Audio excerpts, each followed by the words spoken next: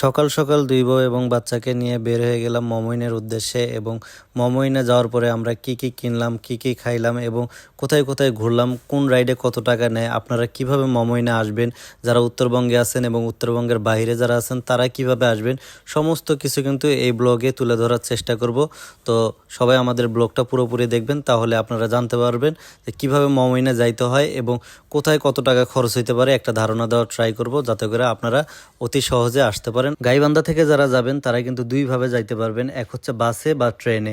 তো আমার কাছে মনে হয় ট্রেন জার্নিটা সবচেয়ে বেশি ভালো, কারণ ট্রেনে অনেক শর্টকাটে বগুড়া যাওয়া যায় এবং বাসে কিন্তু অনেক ঘুরে ঘুরে যাইতে হয়। এই জন্য আমরা ট্রেনের রাস্তাটাই বাইছে নিছি। আর এমনিতেও ট্রেন জার্নি করতে আমরা খুব বেশি পছন্দ করি। ট্রেন থেকে নামার পরে আমরা কিন্তু মেন রোডের দিকে যাচ্ছি এবং মেন রোড থেকে আমরা রিক্সা নিয়ে সরাসরি চলে যাব মমইনে। এবং বগুড়া শহর থেকে কিন্তু আপনারা যে কোনো রিক্সায় করে মমইনে চলে যেতে পারবেন। তো আমরা রেল স্টেশনের পাশ থেকে একটা রিক্সা নিয়েছিলাম। তো ওই অটো রিক্সায় আমাদের 100 টাকা ভাড়া নিছে। তো জানি না ভাড়াটা বেশি হলো কিনা কম, যেহেতু প্রথমবার যাচ্ছি। তবে আসার সময় কিন্তু আমাদের কাছ থেকে 100 টাকাই ভাড়া রাখছে। তো এটা হচ্ছে বগুড়া সাতমাথা। তো এখানে একটু জ্যামে পড়ছিলাম। তো সাতমাথাটা আপনারা একটু দেখেন, এই সাতমাথা দিয়ে সরাসরি একদম সোজা মমইনে আসার আগে কিন্তু আমরাও ইউটিউবে অনেক ভিডিও দেখছি যে মমইন দেখতে কেমন, মমইনে কিভাবে যাইতে হয়, কত টাকার টিকিট নেয়, বন্ধের দিনগুলোতে একটু বেশি নেয়, অন্য অন্য দিন একটু কম নেয়। সমস্ত কিছু ডিটেলসে জানার পরেই কিন্তু আমরা রওনা দিছি, কারণ নতুন একটা জায়গায় যাইতে গেলে অবশ্যই সেই জায়গা সম্পর্কে ধারণা থাকতে হয়। তা না হইলে অনেকেই আছেন যারা নতুন জায়গায় গেলে ভ্যাবাচাকা খেয়ে যান, এরকম যাতে না হয় এজন্য আমাদের ভিডিওটা দেখুন। আমরাই সমস্ত কিছু ডিটেলসে তুলে ধরার ট্রাই করব, যাতে করে আপনি খুব সহজে মমইনে যাইতে পারেন। আসলে মমইনে যাইতে কোনো ভেজালই নাই। এই যে এরকম একটা অটো নিয়ে নেবেন, আপনারা যে কয়েকজনই যান অবশ্যই ভাড়াটা দামাদামি করে নেবেন, কারণ অনেক সময় অনেক বেশি ভাড়া চায়। তারপরে এইখানে একটা প্লেনের মতো কি যেন দেখলাম, মানে এটাকে কি যেন বলে, মানে প্লেন চত্বর বা এরকম কিছু একটা বলে। মমইনে যাওয়ার পথে আমি কিন্তু ড্রাইভারের সাথে অনেকক্ষণ গল্প গুজব করছি, যেহেতু আমি সামনে বসছিলাম এবং কাউসার এবং ওর দুই আম্মু কিন্তু পিছনে বসছিল। তো যেহেতু প্রথমবার আসছি, আসলে রোডঘাটের ঘটনা তো তেমন জানি না।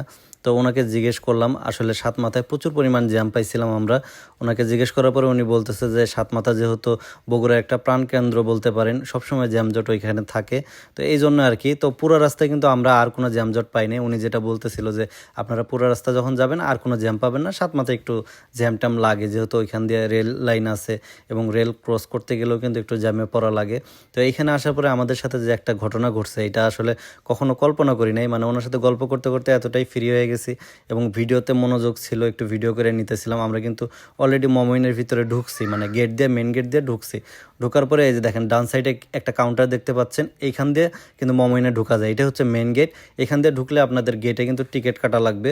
তো উনি আমাদেরকে মমইন ছেড়ে নিয়ে যেতেছিল। উনি আমাকে জিজ্ঞেস করছিল যে আপনারা কোথায় যাবেন, মমইনে যাবেন না মমইন পার্কে যাবেন। তো আমরা তো বুঝতে পারি নাই যে মমইন পার্ক আলাদা এবং মমইন আলাদা। তো ওনাকে আমি বলছি যে আমি তো ভাবছি যে এটা রিসোর্ট অ্যান্ড পার্ক, তাহলে এইটাতে পার্কই বলি। তো ওনাকে বলছি যে ঠিক আছে আমি মমইন পার্কে যাব। তো উনি আমাকে মমইন মানে সাইরা দূরে কোথাও নিয়ে যাইতেছিল, যেটা আসলে আমরা চিনি না। যেহেতু প্রথমবার আসছি, আর প্রথমবার আসলে এরকম ঘটনা স্বাভাবিক ঘটতেই পারে। আসলে ভাবি নাই যে আমাদের সাথে এরকম ঘটনা ঘটবে। তো উনি মমইনের একদম এরিয়া ক্রস করে যখন নিয়ে যাইতেছিল, তখন আমাদের ভিতরে একটু ডাউট হইলো, মানে আমার ভিতরে একটু ডাউট কাজ করলো যে কি ব্যাপার, কোথায় নিয়ে যাচ্ছে। তো ওনাকে বললাম যে ভাই আপনি কোথায় নিয়ে যাচ্ছেন। তো বলতেছে যে কেন, আপনারা না মমইন পার্কে যাবেন। তো বললাম যে ভাই মমইন পার্ক আর মমইন রিসোর্ট কি আলাদা। বলতেছে হ্যাঁ ওই সাইডে আরেকটা পার্ক আছে। উনি ভাবছে যে ওই পার্কে যাব। তো উনি আমাদেরকে দূরের একটা পার্কে নিয়ে যাচ্ছে। দেখেন আমরা কিন্তু মমইনের একদম এরিয়াটাই ক্রস করে আইসা পড়ছি, আইসা উনি অন্য জায়গায় নিয়ে যাইতেছিল। তো আমি ভিডিওতে ফোকাস ছিল, তো অতটাও মানে খেয়াল করি নাই। যখন আমরা এই যে এই গেট দিয়ে সামনের দিকে যাচ্ছিলাম, তখন আমার কাছে মনে হইতেছিল, তারপরেও হয়তো ভিতরে ভিতরে একটু কাজ করতেছিল যে সামনে হয়তো আরও কোনো গেট টেট আছে, ওই দিক দিয়েও হয়তো ঢোকা যায়। উনি হয়তো ওই দিক দিয়ে আমাদেরকে শর্টকাটে নিয়ে যাচ্ছে। কিন্তু একটু দূরে যাওয়ার পরে আমরা বলতেছি কী ব্যাপার, কই নিয়ে যাইতেছেন। তখন উনি কিন্তু আবার ব্যাক করছে। আমি বলছি যে আমাদেরকে মমইন রিসোর্টেই নিয়ে যান। তখন উনি কিন্তু ব্যাক করে আইনা আমাদেরকে নামায় দিছে। নামায় দেওয়ার পরে আমরা কিন্তু এই দিক দিয়ে ঢুকছি। তো ঢুকতেই হাতের বাম সাইডে আপনারা ওয়াটার পার্ক পাবেন। তো আমরা কিন্তু কেবল কারের দিকে যাচ্ছি, কারণ এই রোড দিয়ে যাইতে গেলে না আপনার কোনো টিকিট কাটা লাগবে না। আপনি সরাসরি আপনি ওয়াটার পার্কেও যাইতে পারবেন এবং কেবল কারেও যাইতে পারবেন। তো যাওয়ার দুই পাশ দিয়ে কিছু মানে স্টল ছিল, বাম সাইড দিয়ে এবং ডান সাইড দিয়ে কিছু আপনাদের ছিল আর কি, লেক ছিল এবং গাছপালা ছিল এবং বসার জন্য কিছু সুন্দর ব্যবস্থা ছিল, যেটা আমার কাছে খুবই ভালো লাগছে। এবং এই এরিয়াটা চাইলে আপনারা এমনিতেও হাঁটতে পারবেন, এখানে কোনো টিকিট টুকেট লাগে না, কিছুই লাগে না। আর বাম সাইডে যে স্টলগুলো আপনারা দেখতেছেন, স্টলগুলো এত সুন্দর করে ভিতরে ডেকোরেশন করা, এটার ভিতরে আপনারা সব কিছু পাবেন, মানে এক একটা স্টল এক একটা দিয়ে ভরপুর। কোনো স্টলে হয়তো বেকারির জিনিস আছে, কোনো স্টলে হয়তো আইসক্রিম আছে, কোনো স্টলে ফাস্টফুড, কোনো স্টলে আমরা দেখছি যে কাপড় চোপড়ে বিক্রি করে, বেবি শপ বলতে পারেন, তারপরে খেলনা আছে বাচ্চাদের। তো এক একটা স্টলে কিন্তু এক এক রকম জিনিস রাখা ছিল, যে জিনিসটা খুবই ভালো লাগছে। এবং বিশেষ করে স্টলের যে ডেকোরেশনটা, এটা আমার কাছে খুব বেশি ভালো লাগছে, মানে একটা বিদেশি বিদেশি একটা ভাইব আসতেছে। তারপরে কোনো সাইডে হয়তো আইসক্রিমের স্টল আছে। তো এরকম ছোট ছোট স্টল দিয়ে কিন্তু একদম ভরপুর মোমো এনে, যেটা আসলে মানে আমার কাছে এত পরিমাণ ভালো লাগছে, এর আগে কখনো এরকম দেখিনি। এবং ডান সাইডে আপনারা কিছু গাছ দেখতে পারবেন, এই জায়গাটাগুলো একদম ছায়া দিয়ে ভরপুর। আমরা দুপুরবেলা যা পৌঁছেছি, তারপরেও আমাদের কাছে খুবই ভালো লাগতেছিল, কারণ যে ছায়ার কারণে মানে ওই রকম গরম লাগতেছিল না। এবং এই লেকের পারে কিন্তু অনেকেই বসা থাকে এবং অনেকেই দেখছি খাওয়া দাওয়া করতে, অনেকে শুয়ে আছে, অনেকে আছে হাঁটাচলা করতে করতে হয়তো পা লেগে গেছে, হয়রান হয়ে গেছে, এই জন্য হয়তো এইখানে বসে রেস্ট নিতেছিল। আমরাও একটু বসছিলাম, রেস্ট নিলাম হাঁটাহাঁটি করার পরে।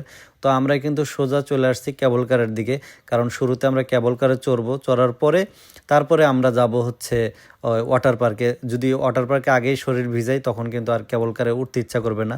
আমরা শুধুমাত্র কেবল কারে উঠবো, কারণ আমাদের আসলে সময় অনেক কম। এবং এইখানে আরেকটা জিনিস বলে রাখি যে কাউসারকে নিয়ে আমরা যখন এখানে গেছি, তো ওনারা যেটা বললো আর কি, কাউসারেরও টিকিট লাগবে। ও এত ছোট মানুষ, তারপরে ওর টিকিট নিছে, মানে এটা একটু অবাকই হইলাম, কারণ ওর বয়স মাত্র 3 বছর। 3 বছরের বাচ্চার যে টিকিট লাগে, এটা আসলে কখনো ভাবতে পারি নাই। তো আমাদের 4 জনেরই টিকিট নিছে, 4 জনের আপনার 200 টাকা করে নিছে। টোটাল আমাদের 800 টাকা পড়ছে। নেওয়ার পরে এখানে একটা লিফট আছে, আমাদেরকে বললো যে লিফট দিয়ে উপরে চলে যান 3 তলায়। তো এখানে 3 তলা পর্যন্তই যায় লিফট, যাওয়ার পরে আমরা তারপরে কেবল কারে উঠবো এবং আপনারা সরাসরি দেখতে পারবেন যে কিভাবে উঠতেছি। এবং আরেকটু বিস্তারিত বইলা রাখি যে এখানে কিন্তু অনেক রাইড ছিল, তো আমরা কিন্তু সব রাইডে উঠতে পারি নাই। কারণ উঠতে পারি না এই জন্য, কারণ আমরা আবার ব্যাক করতে হবে। আমরা ওই যেহেতু বাস জার্নি করতে পারি না, তো বিকালের দিকে একটা ট্রেন আছে, যদিও ট্রেনটা আমরা মিস করছি, পরে আমরা রাত্রের ট্রেনে আসা লাগছে। তো এই জন্য আমরা বেশি একটা উঠি না। আমরা ভাবছি যে আরও কোনো দিন যদি আসি, অনেক সকাল সকাল আসবো এবং সবগুলা রাইড ট্রাই করব। আপাতত আমরা এই 2টা রাইডই ট্রাই করব, ওয়াটার পার্ক এবং হচ্ছে এই কেবল কার। তবে কেবল কারে উঠতে যায় কিন্তু আমার বড় বউ পড়ে যেতে নিছিল, তারপরে আমরা সবাই উঠলাম। তো ওই লোক বলতেছে কোনো ভয় নাই, আপনারা রিল্যাক্সে ওঠেন। আর কেবল কারটা কিন্তু ব্রেক করে না, রানিং অবস্থায় উঠতে হয় এবং নামার সময়ও কিন্তু সেম রানিং অবস্থায় ওঠা লাগে। এই জন্য প্রথম প্রথম আর কি যে কোনো কেউ মানে উঠতে গেলে কিন্তু ভয় পেয়ে যেতে পারেন, কারণ এই রানিংয়ে যদি অনেক সময় হয় কি, কেউ যদি রানিংয়ে উঠতে না পারে, তখন কিন্তু এখানে যে লোকজন থাকে, মানে 3-4 জন দেখছি যারা এইখানের দায়িত্বে ছিলেন, তারা অফ করে হইলো আপনাদেরকে তুইলা দিবে। ভয়ের কোনো কারণ নাই, কিন্তু রানিংয়েই উঠতে হয়, আর রানিংয়ে ওঠাটাই বেটার।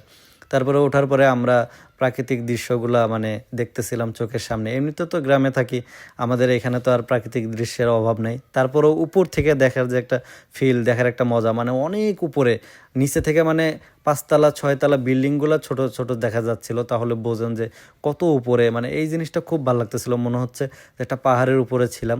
ভিতরে ভিতরে একটা ভয়ও কাজ করে, কারণ আপনারা যখন কেবল কার দিয়ে যাবেন, তখন কিন্তু ভিতরে অনেক পরিমাণ ভয় লাগে যে একটা কেবলের উপর দিয়ে এতগুলা মানুষ যাচ্ছে, যে কোনো দুর্ঘটনায় ঘটে কিনা।